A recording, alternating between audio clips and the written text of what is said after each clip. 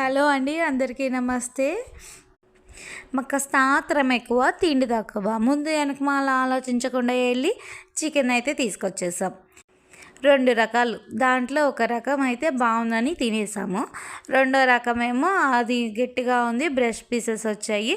కొంచెం పిల్లలకు కూడా నచ్చలే. ఇంకా దాన్ని నేను పడేయలేక దాన్ని అయితే రైస్ చేసేసాను. ఇప్పుడు బిర్యానీ ఎలా చేశానో చెప్తాను. ముందుగా బిర్యానీకి కావాల్సిన మసాలా దినుసులు, ఉల్లిపాయలు, టొమాటో, పచ్చిమిర్చి, అల్లం వెల్లుల్లి పేస్ట్ అన్నీ తీసేసుకున్నాను. ఇప్పుడు స్టవ్ వెలిగించి కుక్కర్ పెట్టాను. కుక్కర్ ఎందుకు తీసుకుంటున్నానంటే అవన్నీ గట్టిగా ఉన్నాయి, బ్రష్ పీసెస్ కాబట్టి నేను కుక్కర్లో పెడుతున్నాను. చికెన్ కూడా అపర్ణ వేయట్లేదండి, వాళ్ళు ఇచ్చింది పెద్ద పెద్ద పీసెస్ కదా, అందుకని అన్నీ చిన్న చిన్న ముక్కలు చేసి పెట్టుకున్నాను.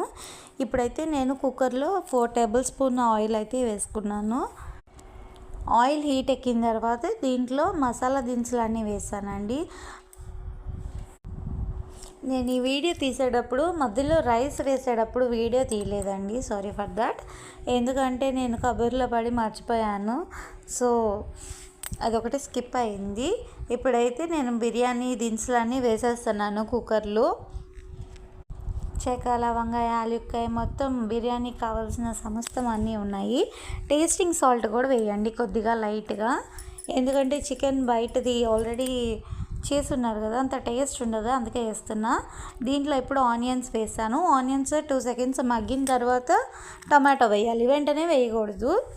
టొమాటో వేసానండి. ఇప్పుడు 1 సెకండ్ తర్వాత నేను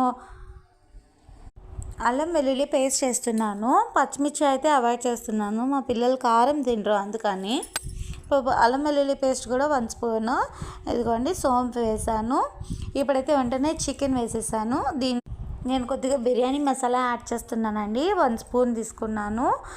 1 గ్లాస్కి 2 గ్లాసెస్ ఆఫ్ వాటర్ అండి, అండ్ సాల్ట్ కూడా యాడ్ చేశాను. ఇప్పుడైతే మూత పెట్టేసుకుని విజిల్ తెప్పించా. తర్వాత ఆవిరిపోయాక ఓపెన్ చేశానండి. బిర్యానీ రెడీ. ఇప్పుడు నేను సర్వ్ చేసుకుంటున్నాను. చూసారా ఎంత టేస్టీగా ఉందో. నచ్చితే